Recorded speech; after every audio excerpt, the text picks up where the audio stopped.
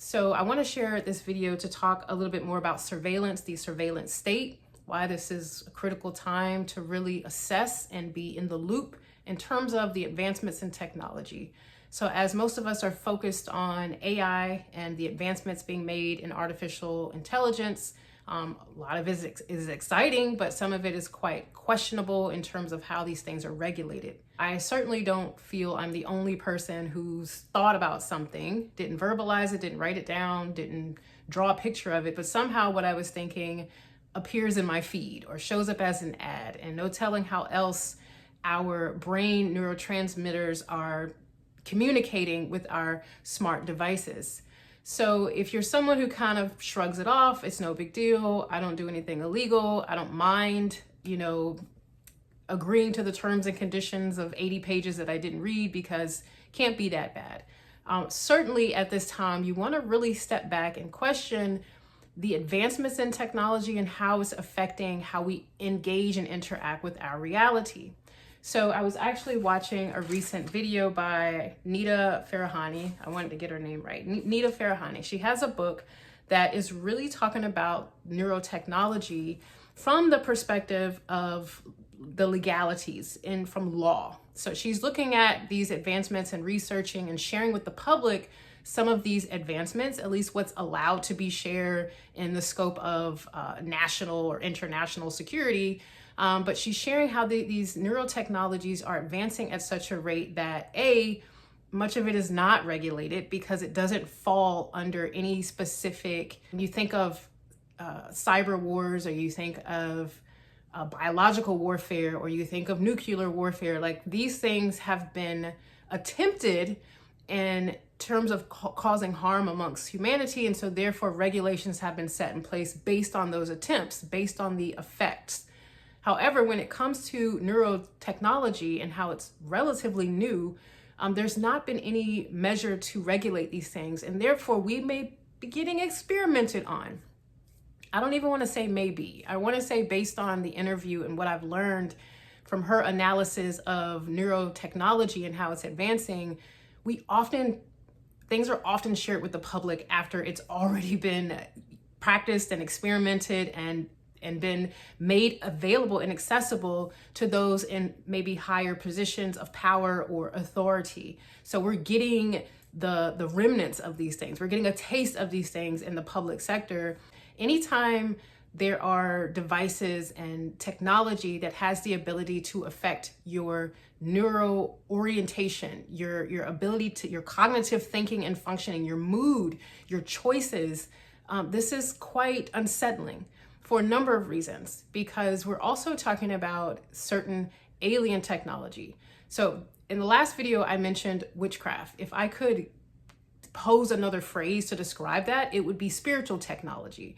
It's a type of technology that is used that has a specific outcome. So when we're talking about this neurotechnology, she mentioned brain-based weaponry and how there's this agenda surrounding this sort of super soldier. Previous posts, there was a comment about the agenda surrounding abortions, and it made me reflect on why there has been a push or emphasis, other than the obvious, to control women's rights, perhaps, in bodily autonomy, but there seems to be an agenda that maybe we're not quite aware of. And when it comes to children who are given up for adoption, they're often left to the mercy of the system. So there's not really someone, a family relation that has a deep, perhaps love for these youth to secure them, to ensure that they're not exploited, used, and abused.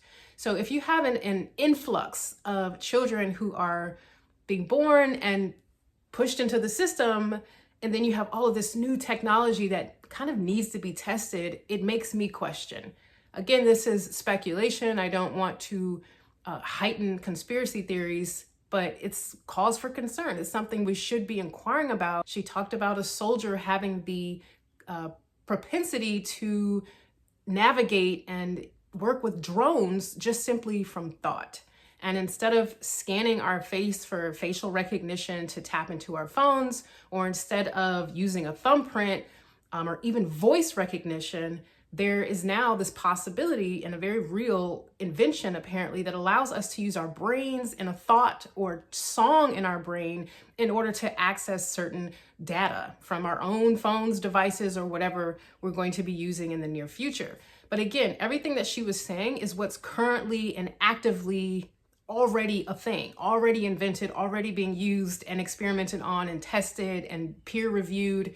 But again, there's no regulations. The brain is something that is so special and critical. And when you have an agenda surrounding transhumanism or the ability to give AI technology intention and certain, human qualities, we have to be cognizant and we have to be diligent about how we are accepting of these things and allowing these things to be integrated into our daily living. The previous video about the unnatural, there's so many things that we can hint to that are unnatural. Even our homes and the structures in our homes. I remember when I was signing my lease, there's all these kind of disclaimers around the materials and how they are potentially dangerous to the body, long-term exposure. And I'm like, well, damn, what happened to the days of building a home with wood and brick and, mud, dung, things that weren't toxic to the human body. So we're being exposed to so many unnatural elements. And, it plagues me to some degree that I feel as if I have to use this technology to communicate with the outside world, to share messages. A part of our reality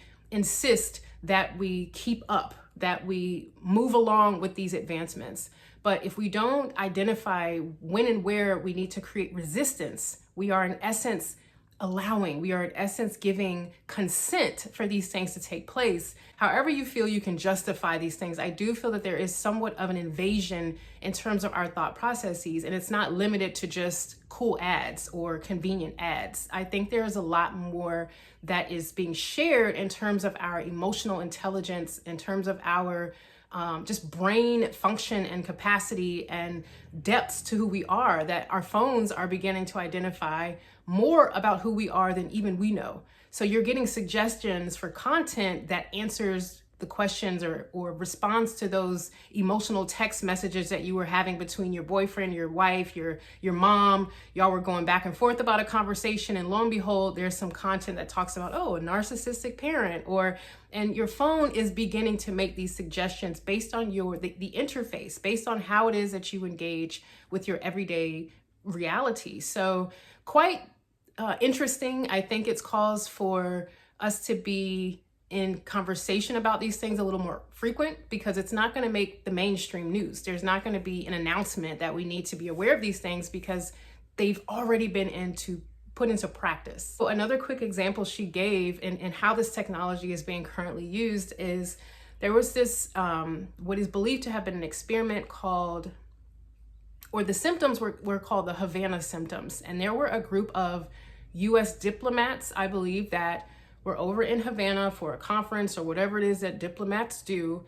And all of them began to fall sick with very similar symptoms. So similar that it was a cause for concern in terms of the security of these diplomats.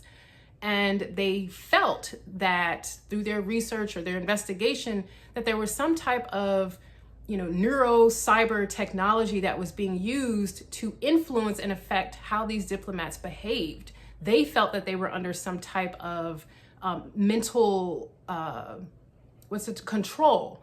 So if someone can make you feel dizzy or have symptoms of vertigo or to lash out in a certain way, we don't know how the population is being experimented on, even through the apps that we are downloading. These types of concerns around how they're able to tap into our thinking processes and orientation and cognitive functioning is why I'm encouraging us to continue to talk about this and to raise awareness, even if it's just among you and your family members or your peers, getting your children to reduce their screen time or get off of these devices as often as you can. But until more evidence comes to the surface, we're really subjecting ourselves to, kind of a neurotoxicity, too much, activity happening with the devices that we're using that is quite toxic to the brain. And again, unnatural. So I'll shut the video off here. Thanks for tuning in. Do share your perspective and your insight on how these technologies have been affecting you, influencing you.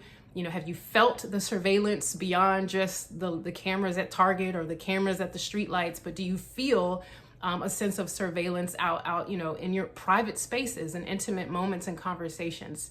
So thank you guys for letting me share. And until next time, peace.